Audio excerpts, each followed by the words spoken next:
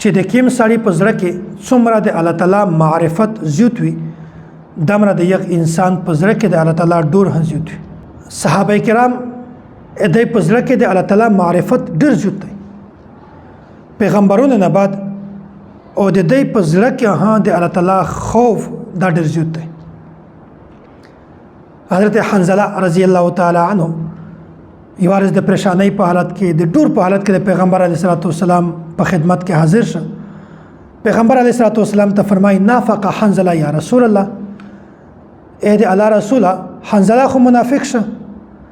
نبی علیه السلام ورته چې اے حنظله دا ته څه وایې؟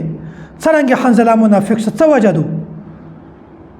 حضرت حنظله رضی الله تعالی عنہ خبره ورته بیان کړه چې میش چې کله د تو په مجلس کې وي، د تو په خدمت کې حاضر وي، د جنت تذکره وروي، د جهنم تذکره وروي، د آخرت تذکره وروي، بیا په یو وخت کې د میش زړه نه ډېر نرم شي، دنیا نام د زړه نام د دنیا محبت ختم شي، د مول محبت هم ختم شي، په زړه نه کې د آخرت فکر پیدا شي.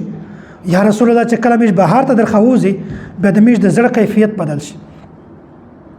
میش په زړه کې هغه د دنیا محبت روشي چې کله میش د خپل بچیونو سره د خپل ښځې سره ملاویږي د میش په زړه کې هغه د بچیونو محبت روشي، د مول محبت روشي، او داسې د میش په زړه کې د دنیا محبت روشي، د آخرت فکر ختم شي.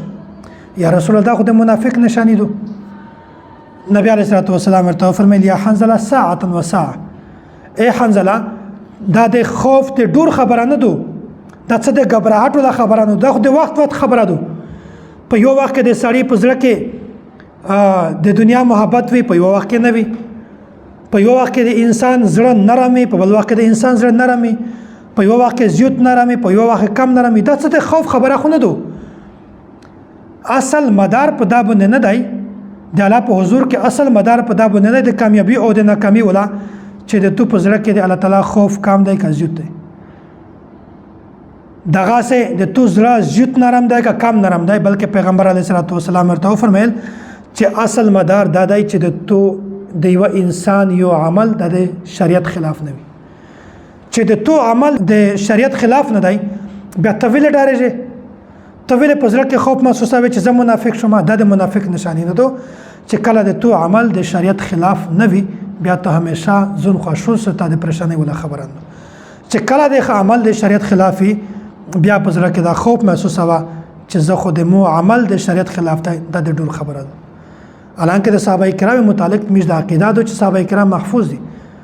د دې په نامه اعمال کې الله تعالی ګناهینه پرېږدي نه، ګناهینه نه کېدای شي خو الله تعالی پرېږدي نه، ځکه چې د دې په زړه کې د الله تعالی معرفت د الله تعالی خوف د مرزیت دی چې کله هم د دې نه ګناه وشي فورا د الله تعالی طرف ته رجوع وکړو، بیا الله تعالی د دې ټول ګناهینه ختم کو.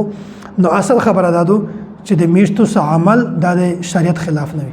کچېره د میش عمل د شریعت موافق وو بیا ان شاء الله میشتو په همیشه په هر ځای کې کامیابی.